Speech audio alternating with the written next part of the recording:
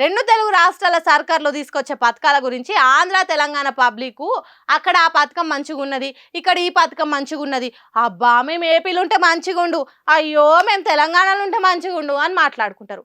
లేకుంటే తెలంగాణలో పెట్టిన పథకం ఆంధ్రాలో కూడా పెడితే మంచిగుండు, ఆంధ్రాలో పెట్టిన పథకం తెలంగాణలో కూడా పెడితే మంచిగుండు అని ఆలోచన చేస్తారు. అసొంటి ఆలోచన అస్సలు చేయొద్దట. ఎందుకో ఈ సార్ చెప్తున్నాడు. ఈయనుండ్రి బ్రదర్ అక్కడ బాగున్నా ఇక్కడ బాగలేవు. Be clear. ఏమన్నా రీసైక్లింగ్ అవుతుందా? Be careful. నేను చెప్తాను, మళ్ళా నేను దొరికితే మాత్రం నేను ఎవరిని వదిలిపెట్టాను నేను చెప్పడం వరకు నా బాధ. పోల్చుకుంటేనే పోటీ ఉంటుంది, పోటీ ఉంటేనే డెవలప్మెంట్ ఉంటుంది. అది ఉండాలనో ఉండొద్దో చెప్పినట్టు చెప్పిండు ఏపీ సీఎం చంద్రాల సారు. తెలంగాణలో ఇస్తున్న బియ్యం మంచిగా ఉన్నాయి, ఇక్కడ మంచిగా లేవా? ఏమన్నా డౌట్లు ఉన్నాయా? ఏంది సంగతి అన్నట్టు అడిగినట్టే అడిగి సర్కారు ఇస్తున్న బియ్యం ఏమన్నా రీసైక్లింగ్ అవుతున్నాయా? ఆకును తింటది మేక, మేకను తింటది పులి అన్నట్టు ఆఖరికి పేదోళ్ళకి ఇచ్చిన బియ్యం మళ్ళా రీసైక్లింగ్ అయ్యి మళ్ళా పేదోని ఇంటికి చేరుతున్నాయా? అట్లేమన్నా గోల్మాల్ జరుగుతున్నదా? Be careful. నేను చెప్తున్నా, దొరికితే మాత్రం ఎవ్వలను వదిలిపెట్టా అని గట్టి వార్నింగ్ ఇస్తున్నాడు. అంటే దొరుకుతూనే కదా తిప్పలు వచ్చేది, దొరకకుండా కంట్రోల్ బియ్యాన్ని ప్రాసెస్ చేసి ఉపాయం చేయొచ్చా అని చంద్రాల సార్ చెప్పలేదు. కానీ ఇగో ఈ మాట మాత్రం మంచిగా చెప్పిండు. పేదవాడికి ఇచ్చే బియ్యం పేదవాడికే ఉపయోగపడాలి తప్ప రీసైక్లింగ్ చేస్తే మాత్రం ఎవరిని వదిలిపెట్టని మరొకసారి హెచ్చరిస్తున్నా, ప్రజలకు కూడా విజ్ఞప్తి చేస్తున్నా. మరి అంతే కదా, ఖాళీ కడుపుతోని పస్తులుంటున్న జనాల కోసం బియ్యం ఇస్తుంటే వాటిని వ్యాపారం తిరిగి మార్చుకొని లత్కోర్ దందాలు చేస్తే ఎట్లా? పబ్లిక్ కూడా సర్కార్ ఇచ్చిన బియ్యాన్ని వాడుకోవాలి, అడ్డగోలు వ్యాపారాలు చేసేటోళ్ళ మాయల పడొద్దు అన్నట్టు చెప్పిండు. సరే మంచిగానే ఉన్నది, బియ్యాన్ని రీసైక్లింగ్ కాకుండా చేస్తే మంచిదే. కానీ తెలంగాణ సర్కార్ ఇస్తున్నట్టు ఏపీలో కూడా సన్న బియ్యం ఇస్తే ఇంత గోసు ఉండదు కదా. సన్న బియ్యం అని వండుకొని తింటారు కదా, ఇంకో వాళ్ళకి ఇచ్చేదానికి ధైర్యం రాదు కదా పబ్లిక్. కాబట్టి ఆంధ్రాలో కూడా సన్న బియ్యం ఇచ్చే ఉపాయం చేస్తే ఈ గోసలు ఉండే కదా, రీసైక్లింగ్ దందా మొత్తం బంద్ అవుతుంది. ఇటు పేదోడు కూడా కడుపు నిండా అన్నం తిని చంద్రాల సార్ పేరు దాల్చుకుంటారు కదా. జర దాని గురించి ఆలోచన చేయండి సార్లు అని అంటుర్రట ఆంధ్ర రాష్ట్రంలో రేషన్ కార్డులు ఉన్న పేదోళ్ళు. విజయశాంతి సొంత పార్టీ మీదనే కారాలు మిరియాలను ఊరుతున్నది, వేరే పార్టీలో చేరబోతున్నది. కాంగ్రెస్ పార్టీ కండువా కిందేసి వేరే దిక్కు చూస్తున్నది అనే వార్తలు వస్తున్నాయి కదా. అటు ఇటు కాదు, జాగృతి పార్టీలనే చేరబోతున్నది అనే ఇంకో దిక్కు వార్తలు వస్తున్నాయి. అయితే అవన్నీ తప్పు ముచ్చట్లేనట.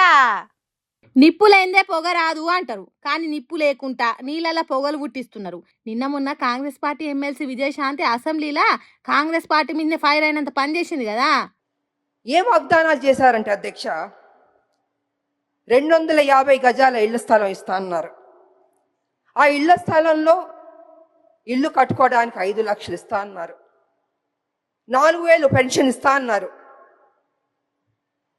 10 లక్షల హెల్త్ ఇన్సూరెన్స్ ఇస్తా అన్నారు. ఉద్యోగం ఇస్తా అన్నారు. ఇలాగ అనేక వాగ్దానాలు చేశారు అధ్యక్ష. 2 సంవత్సరాలు అయిపోయింది అధ్యక్ష. ఇంతవరకు మా ఉద్యమకారులకి మా ప్రభుత్వం ఇవ్వలేదు అధ్యక్ష. అది కొంచెం నాకు బాధగా అనిపించింది. మా ఉద్యమకారులకు ఫస్ట్ ప్రయారిటీ ఇచ్చి చేస్తుంటే, ఏదైతే మనం కదా చెప్పాం ఉద్యమకారులకి ఇల్లు ఇస్తా అన్నాం, పెన్షన్ ఇస్తా అన్నాం, ఆరోగ్యం గురించి హెల్త్ ఇన్సూరెన్స్ ఇస్తా అన్నాం, ఉద్యోగం ఇస్తాను, ఇలా అన్నీ మనమే కొంచెం చెప్పాం కదా అధ్యక్ష. అవన్నీ చేస్తుంటే ఆన్ టైంకి ఫస్ట్ ప్రయారిటీ ఇచ్చి ముందే చేస్తుంటే గౌరవంగా ఉండేది అధ్యక్ష. ఇవాళ పరిస్థితి ఏమైందంటే అధ్యక్ష, ఉద్యమకారులు అడుగుతున్నారు. ఇగో గిదే ముచ్చట పట్టుకొని రాములమ్మ కాంగ్రెస్ పార్టీ మీద తిరుగుబాటు చేస్తున్నది, కాంగ్రెస్ పార్టీని ఇడిసబెట్టి పోతున్నది, ఎంబటే జాగృతి పార్టీలో చేరబోతున్నదని అడ్డదిడ్డమైన అడ్డగోలు ప్రచారాలు చేస్తున్నారు సోషల్ మీడియాలో. రాములమ్మ జాగృతిలకు పోతే పార్టీ ఎదిగే ఛాన్స్ ఉంటుందా ఉండదా అనేది పక్కకు పెడితే ఈ వార్తలను కొందరు పని కట్టుకొని ప్రచారం చేస్తున్నారు, లీకులు ఇస్తున్నారు. మరి వాళ్ళు ఎవరు అంటే జాగృతి పార్టీ వాళ్ళు అంటారు చాలా మంది. ఎందుకు అట్లా చేస్తున్నారు? అట్లా ప్రచారం చేస్తే జాగృతి పార్టీలో చేరాలనే ఆలోచన వచ్చి చేరుతాను అనుకుంటున్నారా? లేకుంటే ఫ్రీ పబ్లిసిటీ చేసుకునే ఉపాయం ఏమో మనకు తెలియదు. కానీ అడ్డగోలుగా తప్పుడు వార్తలు తిప్పుతున్నారు. మొన్న జగిత్యాల లీడరు జాగృతి పార్టీలో చేరుతున్నాడు, మాట్లాడైంది, మంతనాలు జరిగినాయని ఉద్దర ప్రచారాలు చేసిండ్రు. జీవన్ రెడ్డి షేరుడు కాదు కదా, షీరి చింత గట్టినట్టు మాట్లాడిండు. ఇవాళ రాములమ్మ వస్తున్నది పోతున్నది అన్నట్టు చెప్తుర్రు. రేపు ఇంకొక లీడర్ ముచ్చట కూడా అట్లనే ప్రచారం చేస్తారు కావచ్చు. ఇట్లా చేస్తే పార్టీకి డ్యామేజ్ జరుగుతుందనే జాగృతులు ఉన్న వాళ్ళకు ఎందుకు తెలుస్తలేదు కావచ్చు. సరే, కింది స్థాయి సోషల్ మీడియా వర్కర్లకు తెలియకుంటే పైన ఉన్న వాళ్ళకైనా తెలవాలి కదా. వస్తున్నారు అని పబ్లిసిటీ చేసుకుంటా అంటే ఆఖరికి జాగృతి పార్టీ దిక్కు ఎవ్వరు చూడకుంటే చేరాలనుకున్న వాళ్ళు కూడా చేరకుంటా గారా. ఏదో చేస్తామనుకొని పార్టీ పెడితే ఎవ్వరు చేరకుంటే ఇజ్జత్ పోదా? వాళ్ళ పార్టీని వాళ్ళే చేతిలో ఆగం చేసుకున్న వాళ్ళు గారా. కలిసి వస్తుంది అనుకొని తప్పుడు ప్రచారాలు చేస్తే రేపు బొక్క బోర్ల పడి బొక్కలు ఇరిగినంత పని కాదా? ఎందుకు ఈ అల్పెపు చేష్టలు అని మాట్లాడుకుంటారట జాగృతి పార్టీ ఎవరాలు చూసిన తెలంగాణ పబ్లిక్ కూడా.